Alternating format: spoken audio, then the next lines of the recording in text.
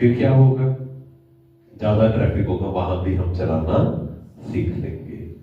ऐसे ही मान लीजिए परिस्थिति आने पर स्वमान याद नहीं आता है, क्योंकि तीव्र पुरुषार्थ की डेफिनेशन बाबा ने एक मुरली में बताई थी, ज्ञान समय पे याद आना, शक्ति समय पे याद आना।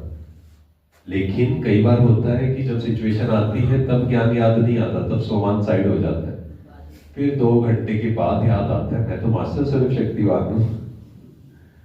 क्यों हुआ? क्योंकि ट्रैफिक में गाड़ी नहीं चलेगी, पहले कहां चलानी है, एकांत में बाबा के कमरे में बैठे वो सीन सामने लाए और खुद को याद दिलाया, ये सीन जब आएगा मैं आत्मा शांत रहूंगी। कोई मुझे गाली दे रहा है, सोचिए, विजुअलाइज करिए इसको, 5 लोग आपको गाली दे रहे हैं मान लीजिए, और क्या आप शांत बैठ सकते हैं? विजुअलाइज करिए उसको। फिर जब रियल में वैसा होगा तब हम क्या रहेंगे, शांत। इसलिए बार बार उसको प्रैक्टिस करना, विजुअलाइज करना। तो स्वमान का अभ्यास रोज में करना है। तो एक दो चीजें मैं आपके साथ शेयर करता हूं जो हमें रोज करनी है आज से। एक तो स्वमान 100 टाइम 1 महीने के लिए। कौन कौन करेगा, हाथ उठाइए। करेंगे सभी? सेकंड जो हमें करना है, मुरली आप में से कौन कौन सेंटर पे रोज सुनता है मुरली? ठीक है, ओके। कौन कौन कभी कभी मिस कर देता है, एक बीच बीच में छुट्टी, मतलब ऑनलाइन मतलब मुरली ही मिस कर देता है, जो वो ऐसे है कोई जो मुरली ही मिस कर देते हैं? आज से पक्का करना है, कुछ भी हो जाए मुरली मिस, बोलिए एक बार सभी, कुछ भी हो जाए मुरली मिस। जो करता है उसने बोला नहीं, थोड़ा नीचे नीचे देख लिया थोड़ा सा। कई लोग कहते हैं ना, बोल दे होगा नहीं होगा। आप संकल्प लीजिए, अपने आप समय मिलेगा। हाँ, किसी दिन सेंटर में नहीं आ पाते हैं, कोई रीजन है, जेन्युइन रीजन है, तब ऑनलाइन। और वो भी जो निमित्त आत्मा है उसको पता होना चाहिए। जब हम बड़ों से सच्चे रहते हैं ना, आप देखना बाबा से हमें कितना प्यार मिलता है, क्योंकि बाबा ने निमित्त रखा है उन आत्माओं को। जब उनसे क्लियर होते हैं कि यदि इस कारण से आज नहीं आ पाए, तो बाबा से भी हमें एक्स्ट्रा प्यार मिलता है। और ऐसा ना हो, क्योंकि ऑनलाइन के कारण आजकल क्या हो गया, लॉकडाउन के बाद से, कल भी एक बहन बता रहे थे कि कुछ आत्माएं जो पहले आती थी वो लॉकडाउन के बाद से क्या हुआ है, घर पे थोड़ा अच्छे से सुन, ऑनलाइन तो आती है, इतनी अच्छी अच्छी मुरली आती है, ऑनलाइन मजा आता है थोड़ा सुनने का। एक है कोई जेन्युइन रीजन है, वो अलग बात है, वो भी बड़ों से बात करके कि ये रीजन है, क्या ऐसा हो सकता है? तो फिर बड़े अपने आप ही जो निमित्त आत्मा है अपने आप हमें कहेंगे ऐसे करो, ये हो सकता है। सुबह नहीं तो शाम को आओ, क्योंकि सेंटर पर आकर मुरली सुनना और ऑनलाइन सुनना जमीन आसमान का फर्क है उसमें। बाबा ने इतने सारे सेंटर क्यों खोले हैं? नहीं तो ऑनलाइन ही कर देता बाबा लॉकडाउन के बाद कि चलो ऑनलाइन ही करना है आराम से। एक माता जी मिले तो वो कहते, भैया मैं ना सेंटर पे रोज आती थी पहले, लॉकडाउन से पहले, अब नहीं मेरे से आया जाता है, क्या करूं? मैंने कहा क्या करना है, आपको ही आना है, मैं क्या बताऊं इसमें। मैंने बोला क्यों नहीं आते आप? कहती मेरा 20 मिनट दूर है घर। कहती मेरे मन में ये आता है कि 20 मिनट आऊंगी, 20 मिनट जाऊंगी, इससे अच्छा 40 मिनट एक्स्ट्रा योग हो जाएगा। आप सोचते हैं कैसे कैसे संकल्प आत्मा को आते हैं। मैंने उनको कहा 20 मिनट जब आप आए योग में नहीं आ सकते, 20 मिनट गए योग में नहीं जा सकते। और एक बहुत बड़ी सेवा भी है हमारी सेंटर पे आना, सही समय पे आना, अलर्ट होके सुनना, बहुत बड़ी सेवा है। कैसे? कोई नया आया, किसी ने कोर्स किया, पहले दिन ऊपर बैठा, अगर वो देखेगा ना कि सब एकदम अलर्ट होकर खुशी से सुन रहे हैं, और बाहर आप निकले और आपस में ज्ञान चर्चा कर रहे हैं, खुशी से बात कर रहे हैं, खुशी से सबको हम शांति कर रहे हैं, ये भी नए लोगों को बहुत अट्रैक्ट करता है। मुझे याद है जब मेरा कोर्स हुआ तो उस समय सबसे ज्यादा अट्रैक्ट ज्ञान ने तो किया ही, लेकिन उससे ज्यादा अट्रैक्ट किया था वहां के जो भाई बहन आते थे। क्योंकि क्या हुआ, कोर्स हुआ, हमने निकले वहां से, उनकी क्लास खत्म हुई, वो निकले, सबके चेहरे पे इतनी खुशी, और सब, मुझे जानता कोई नहीं था लेकिन सबने ओम शांति की, सब। मुझे लगा कि अच्छा ऐसे लोग भी हैं जो इतने खुश हैं, जो इतने प्यार से बात कर रहे हैं बिना किसी रीजन के। तो हमारा सेंटर पर आना भी बहुत बड़ी सेवा है। सेंटर पे योग करना, समय निकालना अपने अकॉर्डिंग दिन में, मुझे आधा घंटा 1 घंटा बाबा के रूप में बैठ के योग करना है, और यहाँ से बाहर निकले तो चेक करना है हम कौन सी बातें कर रहे हैं।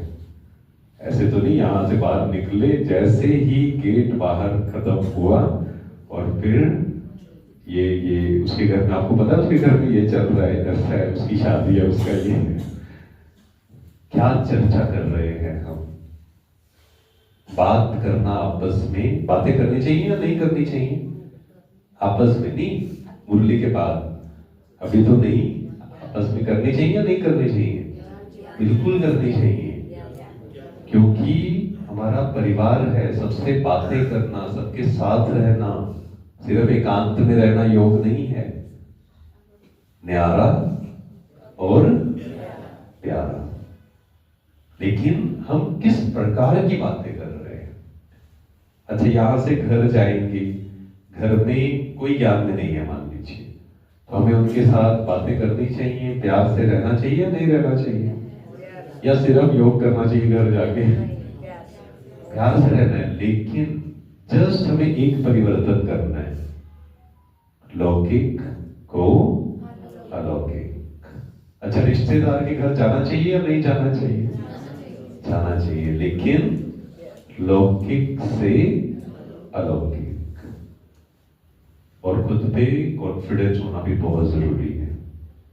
जब कई नए नए आते हैं, एक बहन जो टीचर है, उनका फोन आया, कितना समय है हमारे पास, 5-7 मिनट है अभी, कितना, 7:45 चलेगा, 5-7। तो वो बहन टीचर है, उनका एक प्रश्न आया कि मैं ज्ञान में आई, तब से ना सबके साथ मेरा रिलेशन बहुत खराब हो गया, टीचर्स के साथ। मैंने पूछा क्यों, तो उन्होंने कहा भोजन मैंने जब खाना अलग शुरू किया, पहले इकट्ठे खाते थे, थोड़ा अलग खाना शुरू किया, तो थोड़ा सा वो नेगेटिव बोलते हैं, उसको समझते नहीं है उस चीज को। तो मैंने कहा कि आपने कभी उनको समझाया, कुछ बताया, रीजन बताया कुछ? कहते नहीं, बाबा ने कहा ना चुप रहना है। मैंने भाई बाबा ने ये थोड़ी कहा चुप रहना है, बोलना ही नहीं है। वो ये चुप कहा कि कोई गाली दे तो आपको चुप रहना है, शांत रहना है, अंदर से। बाहर से हो सकता है आपको जवाब भी दे, अंदर से शांत रहना। चुप रहना मीन्स इंटरनल चुप।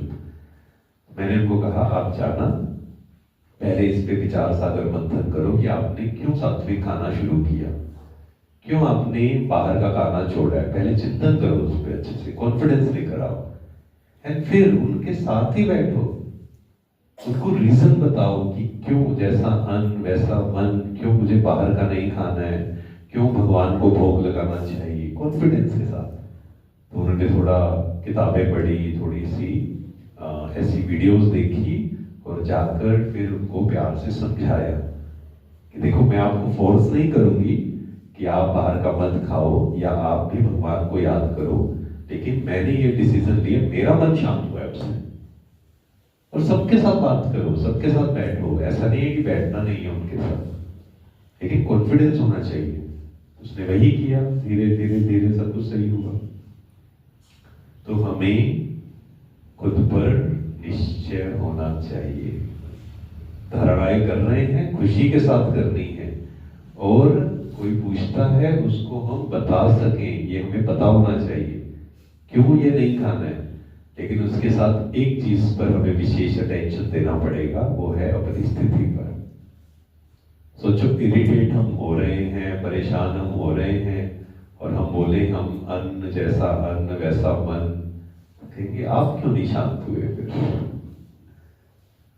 तो हमें अपने संस्कारों को चेंज करना है। हमारी स्थिति कैसी होनी चाहिए, अचल अडोल, इरिटेशन नहीं। चिंता थोड़ी सी करनी है या नहीं करनी है, चिंता करनी है या नहीं करनी है, किसी की चिंता नहीं। उनको पावरफुल वाइब्रेशंस देने हैं, एप्रिशिएट करना है, उनके स्वमान, बच्चों के स्वमान को जागृत करना है और उनको कभी कभी समझाना है, बस थोड़ा सा। और फिर क्या हो जाना है? डिटैच। क्यों डिटैच होना है?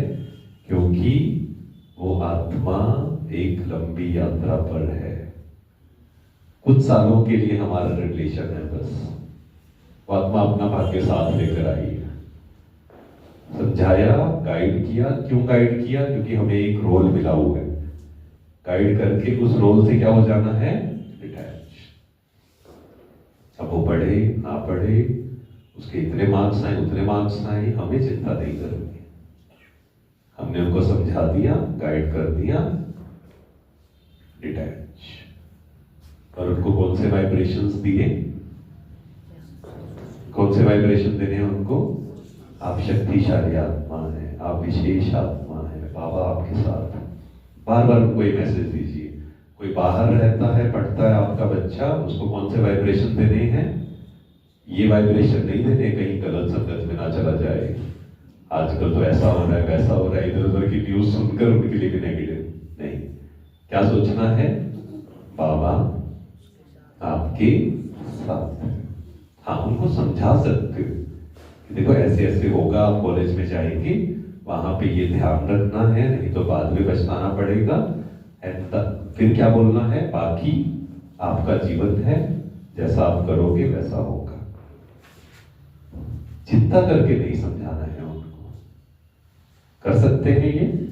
और एक काम आज से रोज करेंगे। हर दिन मुरली सुनने के बाद हमें सुबह 10 मिनट, शाम को 10 मिनट निकालने हैं। उसमें क्या करना है?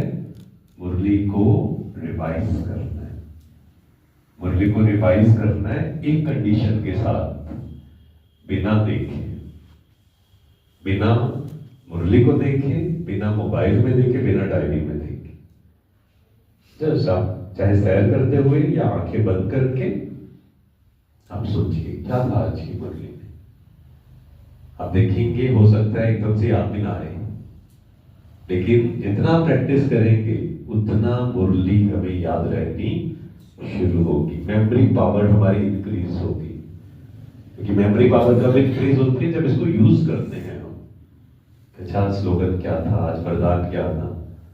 जैसे जब हम कॉलेज में थे, आप बच्चों को भी सिखा सकते हैं। जब हम कॉलेज में थे हम क्या करते थे? जैसे एक यूनिट पढ़ा, उसको रिवाइज कैसे करते थे? पहले करते थे कि उसको पढ़ा, लेकिन 5 बार रिवाइज करने के बाद भी लगता था याद है, पता नहीं याद है।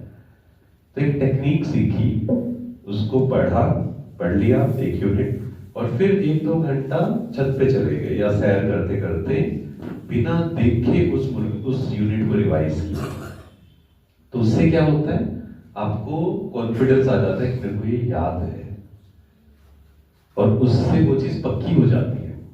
तो मुरली को भी हमें क्या करना है? यहां से जाएंगे, एक समय निश्चित कर लीजिए, मान लो 9 बजे, 10 बजे, जो भी, एक शाम को समय निश्चित कर लीजिए, 10 मिनट बिना मुरली को देखे रिवाइज करना। 5-6 पॉइंट्स, कोई भी 3-4 पॉइंट्स, और ज्यादातर उसी समय पे करना है। लेकिन 30 में से मान लो 20 या 22 दिन उसी दिन करना है। 7-8 दिन कुछ कभी कभी कुछ और काम आ गया तो उसको थोड़ा फ्लेक्सिबल आगे पीछे कर सकते हैं। नहीं तो कई बार क्या होता है, हमें कोई काम करना, उसी का प्रेशर आ जाता है, इसी समय पे करना है, कुछ और काम ना आ जाए, कुछ और काम आ जाता है तो परेशान हो जाते हैं। नहीं, कंसिस्टेंसी मीन्स ये नहीं है कि 30 के 30 दिन वही होगा। कंसिस्टेंसी मीन्स 30 में से 22-23 दिन आप वो कर रहे हैं, 5-6 दिन बिकॉज ऑफ रीजन थोड़ा सा फ्लेक्सिबल हो सकते हैं। उसमें समय 10 की जगह, मान लो किसी दिन आपको पता है 10 बजे जाना, तो आपने 9 बजे कर लिया। किसी दिन आप 11 बजे फ्री हुए, आपने 11 बजे कर लिया उस चीज को। तो मुरली को 1 महीना आप एक्सपेरिमेंट करना, और फिर जीवन भर हम करेंगे उसको। अगर अच्छा लगेगा तो मुरली को बिना देखे रिवाइज करना। डायरी पेन ले लीजिए, उस पर लिखिए, चाहिए ये स्लोगन था, ये ऐसे था, इतना अच्छा लगेगा। क्योंकि ज्ञान सुना, साथ में हमें मुरली को रिवाइज भी करना है, और एक अव्यक्त मुरली रोज हमें स्टडी करनी है। ठीक है, तो बिजी रहेंगे, इजी रहेंगे, और माया से बचने का साधन भी क्या है? बिजी रहना। ज्ञान, योग, धारणा, सेवा के लिए भी जब खाली बैठे हो घर में, सेंटर पे आइए, किसी को बोलिए कोई सेवा बताइए, क्योंकि सेवा में बिजी रहने से भी माया से हम जीत पाते हैं। प्लस सेवा से हमें दुआएं मिलती हैं, सेवा से जो पुराने बोझ हैं वो उतरते हैं हमारे। इसलिए कई बार ऐसा होता है जब कोई कहता है ना योग नहीं लगता, तो दादियां क्या कहती थी, मनु वगैरह योग नहीं, कहते कोई बात नहीं, आप सेवा करें, सेवा में बिजी हो जाओ, कुछ अच्छे कर्म करो, ताकि दुआएं इकट्ठी होंगी तो योग लगना भी शुरू हो जाएगा। एक मुरली में था, अशरीरी बनने का सहज साधन दुआएं इकट्ठी करना। जितनी दुआएं इकट्ठी करेंगे उतना मन हल्का होगा, उतना ही अशरीरी बनना हमारे लिए इजी हो जाएगा। ठीक है, thank you so much. Om Shanti. अभी हम 2 मिनट मेडिटेट करेंगे।